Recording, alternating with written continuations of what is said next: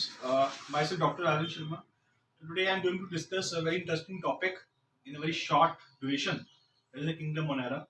तो बेटा kingdom Monera की बात करेंगे। मोनेरा में बेसिकली बैक्टीरिया के ऊपर में उसकी क्लासिफिकेशन की बैक्टीरिया के ऊपर की उसकी क्या क्या क्लासेस है बैक्टीरिया की, उसका न्यूट्रिशन मोड कैसा है बैक्टीरिया का, उसका रिप्रोडक्शन मोड कैसा होता है। तो चलिए without wasting of time we can start with the kingdom Monera. सबसे पहले बेटा किंगडम मोनेरा में हमारे पास सबसे oldest and most abundant organism पाए जाते हैं। सबसे ओल्डेस्ट, बहुत पुराने ऑर्गेनिजम्स और बहुत अबंडेंट ऑर्गेनिज्म, बहुत ज्यादा लार्ज बेसिकली इनके जो नंबर्स हैं बहुत लार्ज अमाउंट में होते हैं। और ये क्या होते हैं बेटा? प्रोकैरियोटिक। देखिए प्रोकैरियोटिक का मतलब है बिफोर अ न्यूक्लियस। प्रो का मतलब होता है फॉल्स, कैरियोट्स का मतलब होता है न्यूक्लियस, जिनका न्यूक्लियस वेल डेवलप नहीं होता। इसमें प्रोकैरियोटिक ऑर्गेनिज्म में बेटा आपके पास जो न्यूक्लियस में न्यूक्लियर मेम्ब्रेन प्रेजेंट नहीं होती, इसको बोलते हैं before a well developed nucleus. और ये क्या होते हैं बेटा? They are unicellular. यूनिसेलुलर का मतलब क्या होता है? They are made up of single cells and they are microscopic. Microscopic का मतलब है they are very small and they can be seen with the help of basically microscope only. Undergo asexual reproduction.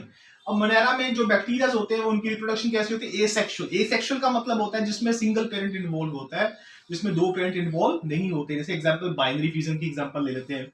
Prokaryotic are single celled organism, they are the smallest and simplest organism. Prokaryotes क्या होते हैं? They are the single cell. Single cell का मतलब unicellular and they are the smallest, सबसे छोटे हैं, and the simplest organism. Clear? अब इनके बेटा सब किंगडम्स क्या आ जाते हैं? Archaebacteria. ठीक है, आर्की बैक्टीरिया क्या होते हैं? They differ fundamentally from the eubacteria with respect to their metabolism and preferred for the exotic environment. बेटा आर्की बैक्टीरिया ओल्ड बैक्टीरिया बोले जाते हैं। ये बैक्टीरिया जो है ये बेसिकली यू बैक्टीरिया से डिफरेंस क्यों होते हैं? यू बैक्टीरिया का मतलब होता है true, basically these are true bacteria. ये जो आर्की बैक्टीरिया है ये बहुत एक एक्सोटिक एनवायरनमेंट में भी रहने के लिए क्या करते हैं? They are basically they live in the exotic environment, जो कि हार्श कंडीशन में ये बेसिकली रह सकते हैं। They can live in the most extreme environments. बहुत एक्सट्रीम एनवायरनमेंट में ये आपके पास आर्की बैक्टीरिया रह सकते हैं। ये डिफरेंस होता है यू बैक्टीरिया से। अब बेटा eubacteria it is also called a true bacteria. Eubacteria को हम क्या बोलते हैं बेटा? They are named as true bacteria बोलते हैं। And not classified according to shape as coccus, bacillus and spirillum, but according to chemical composition of the cell wall and the reaction to the Gram stain. तो बेटा इनकी जो classification है वो इनकी cell wall के बेस पे होती है। इनके सेल वॉल के बेस पे इनकी क्लासिफिकेशन होती है।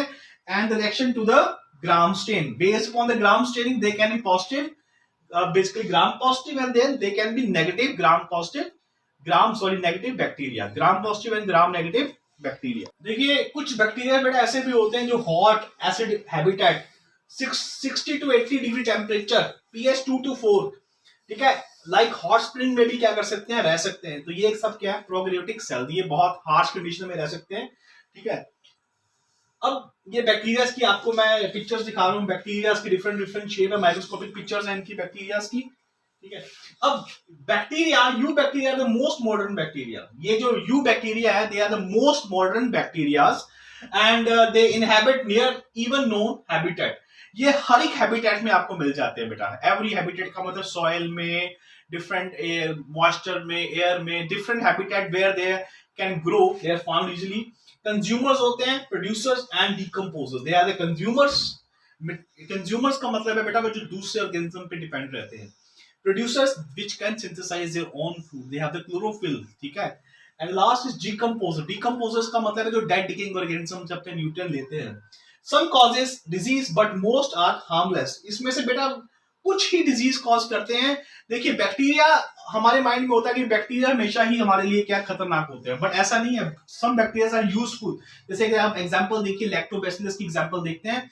लैक्टोबैसिलस कर्ड बनाने में हेल्प करता है। ठीक है ना, तो कुछ बैक्टीरियाज हैं, कुछ हार्मलेस हैं, and some are basically they are causing disease. तो हमारे माइंड सेटअप में एक चीज रहती है कि सब बैक्टीरिया हमारे हार्म ही करते हैं, ऐसा नहीं है।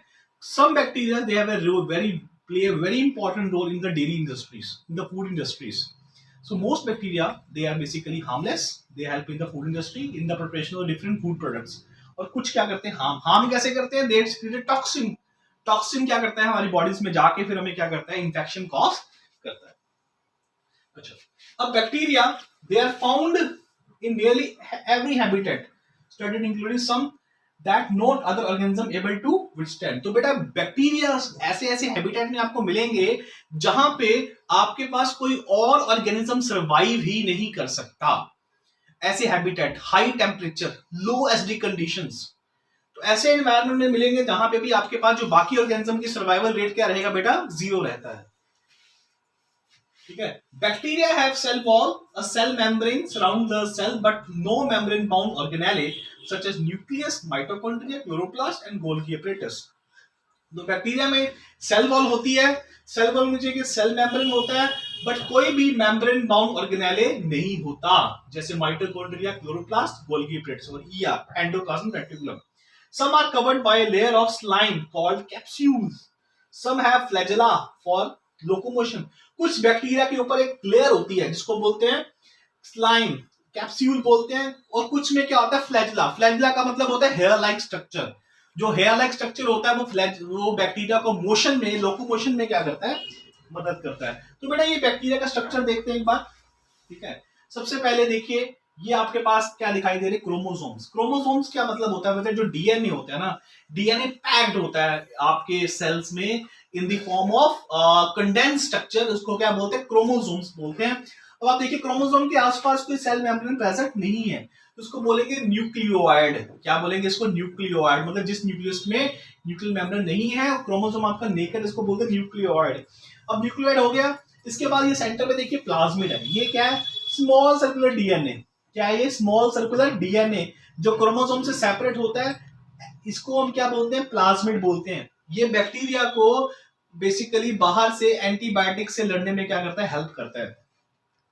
इसके बाद ये जो अंदर वाला मटेरियल आप देख रहे हैं, इसको क्या बोलते हैं, साइटोप्लाज्म। क्या बोलते हैं इसको, साइटोप्लाज्म।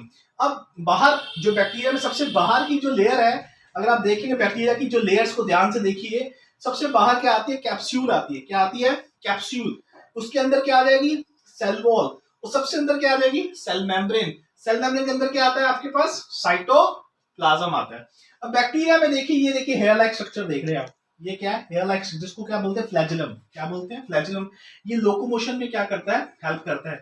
और बैक्टीरिया के पास ये देखिए राउंडेड स्ट्रक्चर, इसको बोलते हैं राइबोसोम्स। ये प्रोटीन सिंथेसिस में क्या करता है, मदद करता है। और स्मॉल जो हेयर लाइक स्ट्रक्चर होता है, इसको बोलते हैं पाइलस। ठीक है, और इसमें आपके पास this all constitute the bacterial cell. तो बैक्टीरिया की शेप देखते हैं।